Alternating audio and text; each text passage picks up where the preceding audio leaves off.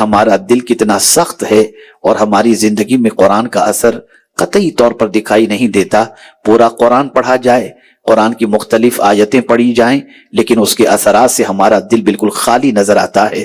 میرے پیارے آقا صلی اللہ تعالی علیہ وسلم کے پیارے دیوانوں، یہی کتاب ہے جس کو سننے کے بعد بہت سوں کو اسلام کی دولت نصیب ہوئی، اور یہی کتاب ہے جس کی آیتوں کو سننے کے بعد لوگ سجدے میں چلے گئے، اور یہی کتاب ہے جس کی آیتوں کو سننے کے بعد ڈاکوؤں کو توبہ کی توفیق نصیب ہوئی، اور یہی کتاب ہے جس کو سن کر، جس کے اثرات کو اپنی زندگی میں محسوس کرنے کے بعد گناہوں سے توبہ کی توفیق نصیب ہوئی۔ آئیے میں آپ کو بتاؤں، میں نے جس آیہ کریمہ کی تلاوت کا شرف حاصل کیا ہے وہ سورہ جن کی ابتدائی آیات میں سے ہے۔ میرے آقا صلی اللہ تعالی علیہ وسلم نماز فجر کے اندر، نصیبین کے اندر جو ایک علاقہ ہے، وہاں رسول اعظم صلی اللہ علیہ وسلم نماز پڑھ رہے تھے، اور حالت نماز میں آقا کریم صلی اللہ تعالی علیہ وسلم نے قرآن مقدس کی جب تلاوت کی تو چند جنوں نے، جس کی تعداد کے بارے میں بتایا گیا کہ کم و بیش 9 تھے، ان جنوں نے جب اللہ عز و جل کی کتاب مصطفیٰ جان رحمت صلی اللہ علیہ وسلم کی زبان فیض ترجمان سے سنی تو ان آیات کو سننے کے بعد ان کے اوپر وہ اثر ہوا کہ وہ باقاعدہ رسول اعظم صلی اللہ علیہ وسلم سے قرآن سن کر ایمان کی دولت سے مالا مال ہو گئے، اور صرف مالا مال ہی نہیں ہوئے بلکہ اپنی قوم میں جانے کے بعد انہوں نے کہا کہ ہم نے ایک عجیب قرآن سنا۔ اللہ اکبر، انا سمعنا قرآنا عجبا، اللہ اکبر، ہم نے سنا ہے، بے شک ہم نے سنا قرآن کو جو بڑا عجیب کلام ہے، بڑا طاقتور کلام ہے،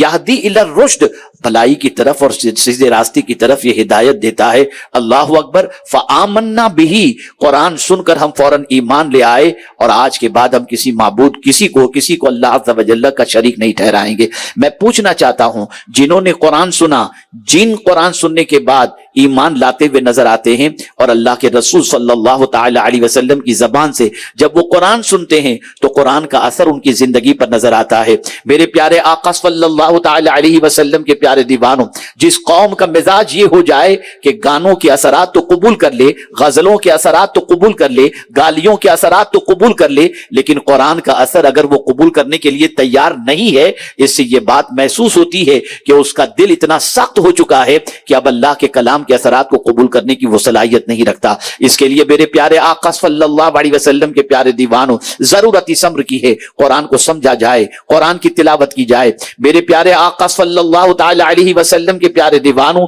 یہ اللہ کی کتاب، اس کی تلاوت کا اثر لوگوں کی زندگیوں میں ہوا ہے۔ تاریخ کے اوراق الٹ کر کے دیکھیے، رسول اعظم صلی اللہ تعالی علیہ وسلم کے صحابہ کی زندگی کا مطالعہ کریں تو آپ کو پتہ چلے گا کہ سیدنا فاروق اعظم رضی اللہ تعالی عنہ جیسا شخص جنہوں نے یہ عزم کر لیا تھا کہ شمع نبوت کو میں گل کر دوں گا، اسی ارادے سے تلوار نیام سے باہر لے کر کے نکلے تھے، لیکن راستے ہی کے اندر کسی نے کہا پہلے اپنی بہن کی خبر لو، تمہارے گھر میں اسلام داخل ہو چکا ہے۔ اللہ اکبر، وہ فاروق اعظم جن کا جلال بھی مشہور اور جن کی طاقت و توانائی بھی مشہور تھی، پلٹتے ہیں اپنی بہن کی خبر لینے کے لیے کہ وہ آگوش اسلام میں قدم رکھ چکی ہے۔ جس شمع نبوت کو وہ گل کرنے کے ارادے سے نکلے تھے، اسی نبی کا اس نے کلمہ پڑھ لیا ہے۔ جب بہن کے گھر کے دروازے پر پہنچ کر دیکھتے ہیں تو اندر سے قرآن کی تلاوت کی آواز آ رہی ہوتی ہے۔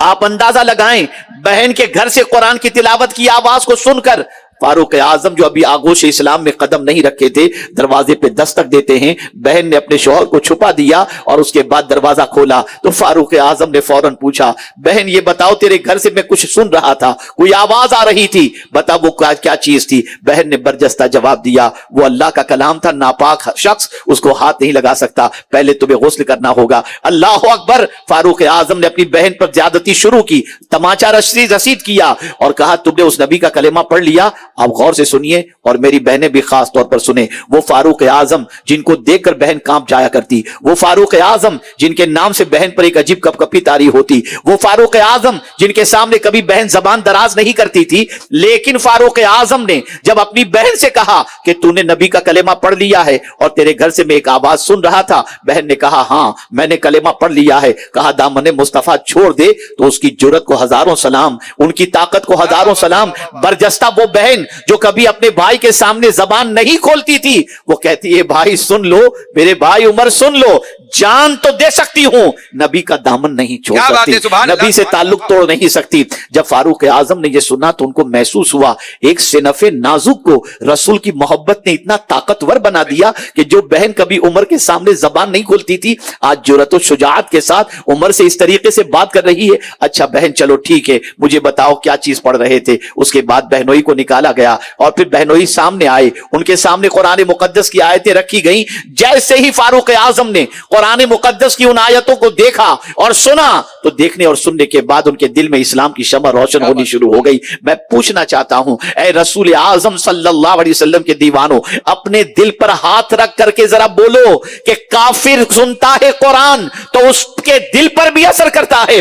ہمارا دل کتنا سخت ہو گیا کہ اللہ کی کتاب کا کوئی اثر ہم قبول کرنے کے لیے تیار نہیں۔ ہمیں علماء تقریر کر کے، ہمیں مشائخ تقریر کر کے، ہمیں جو ہے قرآن کے ترجمے بتا کر، ہمیں قرآن کی تفسیر بتا کر اللہ کا پیغام سنایا جاتا ہے، لیکن ہمارا دل پگھلنے کو تیار نہیں، ہمارا دل جو ہے وہ سنورنے کے لیے تیار نہیں۔ اس سے یہ بات سمجھ میں آتی ہے کہ دل گناہ آلود ہو چکا ہے، زنگ آلود ہو چکا ہے، پتھر سے بھی سخت دل ہمارا ہو چکا ہے۔ میرے پیارے آقا صلی اللہ تعالی علیہ وسلم کے پیارے دیوانوں، آپ جانتے ہیں نجاشی بادشاہ کے دربار کے اندر جب حضرت جعفر طیار رضی اللہ تعالیٰ عنہ پہنچے تھے، آپ جانتے ہیں یہ جو ہے نجاشی بادشاہ جو حبشہ کا تھا، اللہ اکبر، رسول گرامی وقار صلی اللہ تعالیٰ علیہ وسلم کے صحابہ وہاں پہنچے اور اس کے بعد کفار جا کر انہیں ورغلانے لگے اور بادشاہ سے، نجاشی بادشاہ سے انہوں نے کہا کہ یہ تمہارے لیے خطرہ ثابت ہو سکتے ہیں، یہ ہمارے یہاں سے بھاگے ہوئے ہیں، تم ان کو پناہ مت دو۔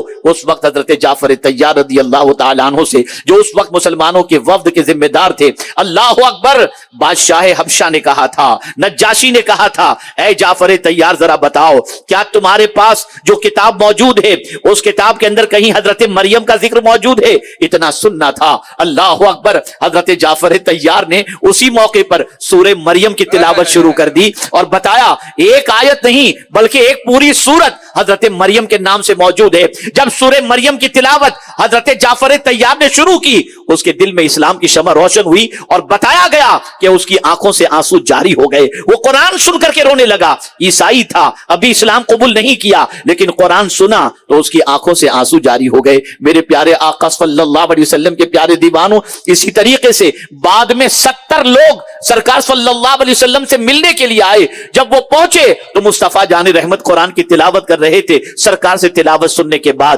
ان کی آنکھوں میں آنسو آ گئے اور اس کے بعد آپ کو یہ جان کر خوشی ہوگی اور یہ جان کر آپ کو تعجب بھی ہوگا کہ نجاشی بادشاہ حضور کے ہاتھوں پر اسلام لانے کی غرض سے نکل بھی پڑا اور اسلام قبول بھی کر چکا، سرکار کی ملاقات کے لیے نکلا اور راستے ہی میں اس کا انتقال ہو گیا۔ جب حضور کو اطلاع ملی تو میرے آقا صلی اللہ علیہ وسلم نے غائبانہ نماز جنازہ پڑھا کر نجاشی کی عظمت کو دنیا والوں کے سامنے پیش فرما دیا۔ کیا بات ہے، سبحان اللہ، سبحان اللہ۔ قرآن بہت عظیم کتاب ہے، اس کے اثرات کو قبول کرو۔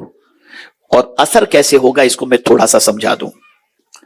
اللہ کی کتاب کا اثر کیسے ہوگا؟ اس وقت ہوگا جب آپ کے دل میں اللہ کی عظمت موجود ہوگی، اللہ عز و جل کی کبریائی کا تصور آپ کے دل و دماغ میں ہوگا۔ آپ کو یہ محسوس ہوگا کہ میں کس کا کلام سننے جا رہا ہوں، جس کلام کی عظمتوں کا عالم یہ ہے کہ رب فرماتا ہے لو انزلنا هذا القرآن على جبل لرأيته خاشعا متصدعا من خشیت اللہ، اگر اس قرآن کو میں پہاڑ پر نازل کرتا تو پہاڑ خشیت ربانی کی وجہ سے ریزہ ریزہ ہو جاتا۔ یہ اتنی عظمت والی کتاب ہے۔ یہ کتاب اٹھانے کے لیے آئی، یہ کتاب بلندی پر لے جانے کے لیے آئی، یہ کتاب عروج کی طرف لے جانے کے لیے آئی۔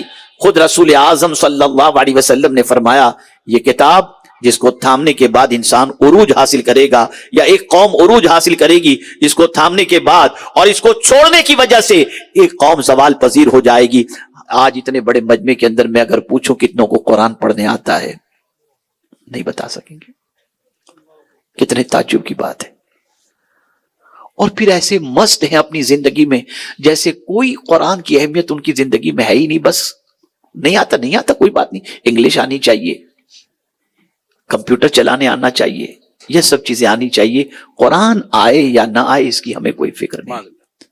صحیح بات ہے۔ کتنے تعجب کی بات ہے، اللہ کی کتاب سے ہمارا تعلق کتنا کمزور ہو گیا. آئیے صرف میں ایک یا دو واقعات آپ کی سماعتوں کے حوالے کر کے میں اپنی گفتگو کو سمیٹنے کی کوشش کروں گا, اور میں چاہوں گا کہ دیکھیے قرآن نے کس طریقے سے لوگوں کی زندگی میں انقلاب پیدا کیا. اب دیکھیے, ایک نوجوان بڑا خوبصورت بغداد کی سرزمین پر, بڑا حسین و جمیل, بڑا عبادت گزار. وہ عبادت گزار نوجوان اپنا وقت مسجد میں گزارا کرتا اور عبادت و ریاض میں خود کفیل تھا. اللہ نے بہت نوازا تھا, اس لیے کوئی کام نہ کرتے ہوئے اپنی جوانی کو اللہ کی عبادت میں مسجد میں وہ خرچ کیا کرتا. اس کے تقوی اور طہارت کی بڑی شہرت تھی. دنیا اس کے حسن و جمال کو بھی جانتی تھی اور اس کے تقوی و طہارت کو بھی جانتی تھی. ایک مرتبہ اتفاق سے ایسا ہوا, وہ اپنے گھر سے نکلا مسجد میں نماز کے لیے. جب مسجد کی طرف بڑھ رہا تھا, ایک بڑی حسینہ اور جمیلہ خوبصورت خاتون, اس کی نظر اس نوجوان پر پڑی. پڑھتے ہی اس کے دل کے اندر ایک عجیب کیفیت پیدا ہوئی. اس نوجوان کی محبت کا چراغ اس کے سینے میں جل گیا. اب وہ چین سے جی نہیں پا رہی تھی. نماز پڑھ کر کے نوجوان نکلا تو وہ راستے میں کھڑی ہو گئی اور کہا, نوجوان میں تجھ سے کچھ بات کرنا چاہتی ہوں. نوجوان نے کہا, یہ تہمت کی جگہ ہے, کوئی مجھے دیکھے گا تو پتہ نہیں میرے بارے میں کیا بدگمانی کرے, میں یہاں بات نہیں کر سکتا. نوجوان سے کہتی, میری کچھ تو بات سن لے. نوجوان نے کہا, نہیں میں کچھ نہیں سن سکتا. نوجوان چلا گیا. اور اس کے بعد پھر ایک بار نماز کے لیے جب نکلا, وہی خاتون کھڑی تھی اور کہتی, ایک بار میری بات سن لے, میں اپنے دل سے مجبور ہوں.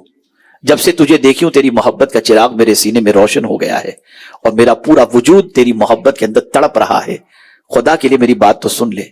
اللہ اکبر. اس نے ایک نہ سنی, وہ چلتا رہا اور بات اس کے بعد ختم ہو گئی. پھر نماز پڑھ کر کے جب واپس گھر کی طرف لوٹا, وہ خاتون پھر اس کا پیچھا کرتے ہوئے پہنچی. وہ جلدی سے گھر کے اندر گھس گیا. توجہ چاہوں گا میری بہنیں بھی سنیں اور آپ حضرات بھی سنیں. وہ اپنے گھر کے اندر داخل ہو گیا اور داخل ہونے کے بعد اس نے ایک پرچہ لکھا, کچھ باتیں اس میں لکھی. اب سنیے کیا باتیں اس نے لکھی.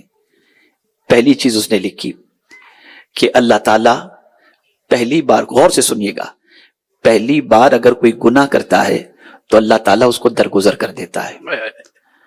جب دوسری مرتبہ گناہ کرتا ہے تو اللہ پردہ پوشی فرماتا ہے, اور پھر بھی وہ گناہ سے باز نہیں آتا اور گناہ کو اوڑھنا بچھونا بنا لیتا ہے تو پھر اللہ اس سے ناراض ہو جاتا ہے.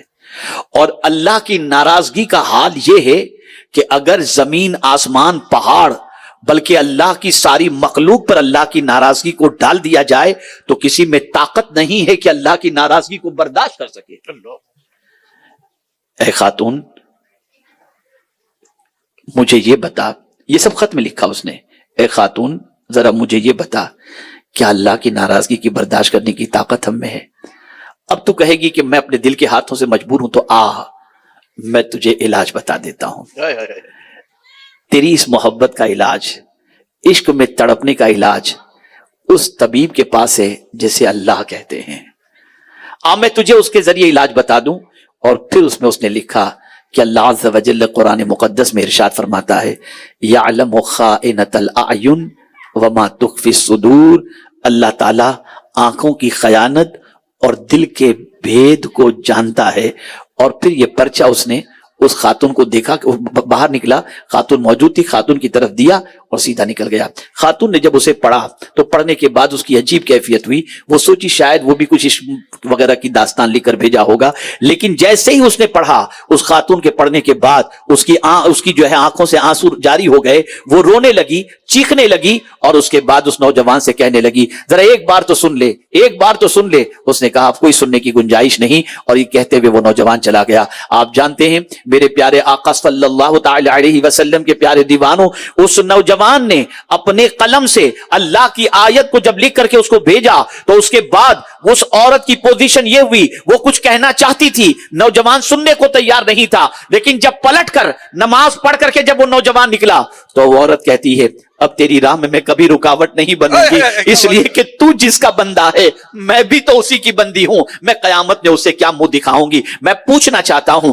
ऐ रसूल आजम सल्लल्लाहु तआला अलैहि वसल्लम के दीवानों, आज हमारी कौम के नौजवान बच्चे और बच्चियां आवारगी के दहलीज पर कदम रख चुके हैं, इसलिए ये आवारगी बढ़ रही है कि अल्लाह की किताब, अल्लाह की अजमत के बारे में कुछ नहीं जानते। ना हमारे घरों में तिलावत होती है, ना हमारे घरों में तर्जमा पढ़ा जाता है, ना हमारे घरों में तर्जमा सुना जाता है, ना हमारा ताल्लुक अल्लाह की किताब से है। खुदा के लिए अपना ताल्लुक अल्लाह की किताब से जोड़ो। ये किताब बड़ी मुअस्सिर है, ये किताब बड़ा असर रखती है। मेरे प्यारे आका सल्लल्लाहु तआला अलैहि वसल्लम के प्यारे दीवानों, कौन नहीं जानता हजरत फुज़ैल बिन अयाज़ रदियल्लाहु मौला तबारक व तआला अन्हु को तौबा की तौफीक जो नसीब हुई, ये इसी कुरान की बरकत से हुई। अल्लाह ताला ने इसी कुरान के जरिए तौबा की तौफीक अता फरमाई और डाका जनी से तौबा करने के बाद हजरत फुज़ैल बिन अयाज़ अलैहि रहमा विलायत के बड़े ऊंचे मनसब पर फाइज हुए। यहां पर बच्चियों का इदारा कायम किया गया। ये बच्चियां कुरान सीख रही हैं, कुरान पढ़ना सीख चुकी हैं। 15 बच्चियां कारिया की सनद आज हासिल करेंगी, उनकी रिदापोशी भी हो गई। ये बच्चियां घर घर कुरान पढ़ाएंगी, बच्चे बच्चे को कुरान सिखाएंगी। मैं पूछना चाहता हूं, जिस किताब की अजमत का आलम यह है, एक हर्फ पर 10 नेकी अल्लाह अता फरमाता है। समझ के पढ़ो तो, न समझ के पढ़ो तो। अगर कोई कहे न समझ के पढ़ने से कोई नेकी नहीं, तो मैं अर्ज करूंगा जरा मुझे बताओ, क्या अल्लाह के रसूल सल्लल्लाहु अलैहि वसल्लम का यह इरशाद अपनी जगह हक नहीं है? अलिफ लाम मीम लैसा बिहरफिन बल अलिफुन हरफुन व लामुन हरफुन व मीमुन हरफुन। अलिफ लाम मीम एक हर्फ नहीं, बल्कि अलिफ एक हर्फ है, लाम एक हर्फ है, मीम एक हर्फ है। और अगर कोई अलिफ लाम मीम पढ़ता है, अल्लाह उसे 30 नेकियां अता फरमाता है। आखिर इसी का जिक्र हुजूर ने क्यों फरमाया? वजह सबसे बड़ी यह है कि तुम इसको समझने की ताकत नहीं रखते। ये हुरूफ मुकत्तआत में से है। अल्लाह अकबर, यहां से ये बात समझ में आई। समझ के पढ़ो तो भी सवाब, न समझ के पढ़ो तो भी सवाब। लेकिन कुरान से अपना रिश्ता मजबूत कर लो, कुरान से ताल्लुक मजबूत कर लो, समझ करके पढ़ो, तर्जमे को पढ़ो। आज खुद मुझे मेरे एक साथी ने कमोबेश 3 से 4 मुफस्सिर कुरान की तफसीरें मेरे पास उन्होंने भेजी कि ये मुफस्सिरीन हैं, इनकी तफसीरें हैं, इन्हें सुने और इन्हें देखे। अल्लाह अकबर, मेरे प्यारे आका सल्लल्लाहु तआला अलैहि वसल्लम के प्यारे दीवानों,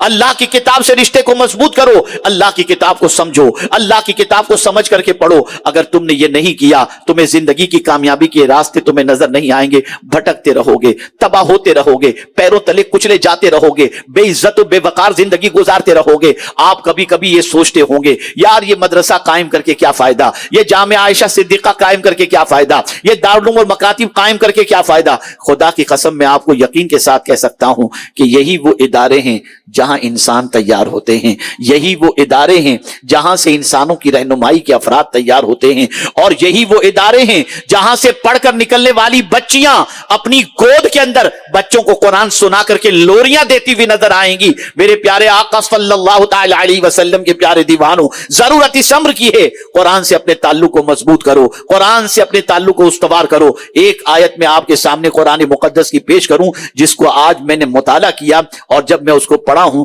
तो इब्तिदाई को पढ़ करके मेरे जिस्म के अंदर एक गुदगुदी सी पैदा हुई, एक अजीब कैफियत पैदा हुई। और ये आयत मुबारका दर हकीकत कुरान के असरात से मुतल्लिक है। अल्लाह अकबर, किस अंदाज से अल्लाह ने फरमाया, वबशिरिल मुखबितीन, खुशखबरी हो मेरे महबूब, खुशखबरी सुना दो। किनको खुशखबरी सुना दो? तवाज़ु करने वालों को, आजिज़ी करने वालों को, इनकिसारी करने वालों को। ये इनकिसारी करने वाले कौन लोग हैं? अल्लज़ीना इज़ा ज़ुकिरल्लाह वजिलत क़ुलूबुहुम, कि जब उनके सामने अल्लाह की किताब पढ़ी जाती है तो उनका दिल कांपने लगता है, उनका दिल लरजने लगता है। मैं आपसे एक सवाल पूछता हूं, आपका मकान है, अगर नोटिस आ गई ये मकान इल्लीगल है, कल तोड़ेंगे, तो दिल कांपने लगेगा, दिल हिलने लगेगा, कैफियत दो चार हो जाएगी, रात की नींद उड़ जाएगी, दिन का चैन खत्म हो जाएगा। इनकम टैक्स से नोटिस आ गई तो रात की नींद जैसे ही पड़ा, खाना छोड़ गया। बीवी पूछे कि क्या टेंशन हो गया, आप भी तो अच्छे मूड में थे, लेकिन अभी आपकी तबीयत कैसे हो गई? तुझे नहीं मालूम इनकम टैक्स का नोटिस आ गया है, तुझे नहीं मालूम बल्दिया की तरफ से बिल्डिंग तोड़ने की बात आ गई है। मैं पूछना चाहता हूं, इनकम टैक्स ऑफिसर के खत को पढ़ने के बाद तुम्हारे कल्ब पर यह कैफियत पैदा होती है, और इसी तरह से नोटिस बल्दिया की तरफ से आ जाए तो तुम लरजने लगते हो। कभी खुदा का फरमान सुनकर भी तुम्हारे अंदर कपकपी तारी हुई है? कभी खुदा का फरमान सुनकर करके भी लर्जा तारी हुआ है, इसलिए कि सुन लो, यहां तुमको जो भी परेशान करने वाले हैं, हो सकता है दे दिलाकर तुम अपने सारे काम निपटा सको, लेकिन खुदा की बारगाह के अंदर किस तरीके से करोगे, वहां कुछ नहीं चलेगा। इसलिए ए रसूल आजम सल्लल्लाहु अलैहि वसल्लम के दीवानों, कुरान के असरात को अपनी जिंदगी में कबूल करो और कुरान मुकद्दस से अपने ताल्लुक को मजबूत करो। यह वो किताब है कि जो इस किताब के पढ़ने का आदी बन जाए, जो इस किताब को समझने का आदी बन जाए और थोड़ा सा आगे बढ़कर जो इस किताब पर अमल करने का आदी बन जाए, वो कहीं भी रहे, अल्लाह ताला उस पर रहम करम की बारिशें नाजिल फरमाता है। तो मेरे प्यारे आका सल्लल्लाहु ताला अलैहि वसल्लम के प्यारे दीवानों, मेरा पैगाम यही है, कुरान पढ़ो, कुरान समझो और कुरान पर अमल करो। और इसी कुरान की तबलीग के लिए और इसी कुरान और हदीस को सिखाने के लिए जामिया आयशा सिद्दीक़ा कायम किया गया है। हमारे हर दिल अजीज मौलाना इमरान नजमी साहब जो हमारे इदारे के फाजिल हैं, माशाअल्लाह 3 साल में उन्होंने यहाँ पर वो माहौल बना दिया जिसकी बुनियाद पर आज 15 बच्चियां कारिया कोर्स करके आपके सामने सही मानों में कुरान पढ़कर उसके फैज से माला माल करने की सलाहियत रखती हैं। अल्लाह ताला इस इदारे को दिन दूनी रात चौगुनी तरक्की अता फरमाए। और जिन लोगों ने इस इदारे की जमीन की खरीदने के अंदर माली ताउन किया है, वो इस बात पर यकीन रखें कि अल्लाह उसका 10 गुना दुनिया में जरूर फरमाएगा।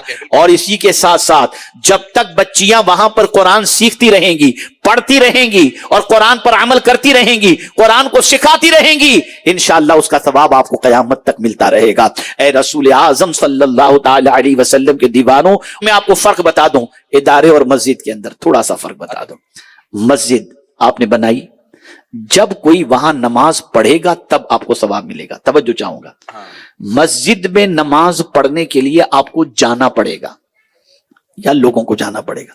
जब सजदे होंगे तो आपको सवाब मिलेगा। बेशक मस्जिद का नमाजी मस्जिद से नमाज पढ़ करके बाहर निकला ना, तो फिर उसके कोई अमल का सवाब आपको नहीं मिलेगा।